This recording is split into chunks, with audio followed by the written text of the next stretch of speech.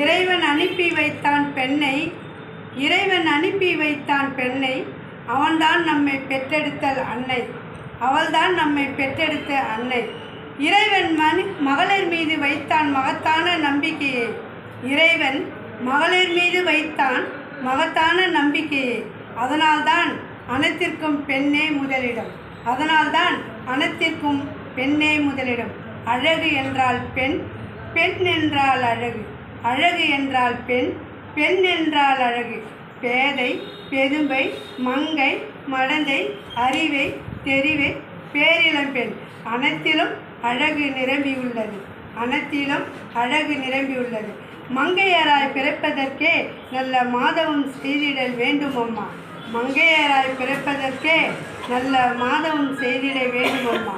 பாரதி போற்றும் புதுமை பெண்ணும் பார் போற்றும் புரட்சி பெண்ணும் அவள்தான், பாரதி போற்றும் புதுமை பெண்ணும் பார் போற்றும் புரட்சி பெண்ணும் அவள்தான். பெண்மை வாழ்க என்று வாழ்த்திடுவோம், பெண்மை வாழ்க என்று வாழ்த்திடுவோம், பெண்மை வெல்க என்று போற்றிடுவோம், பெண்மை வெல்க என்று போற்றிடுவோம். மார்ச் 8 உலக மகளிர் தினம்.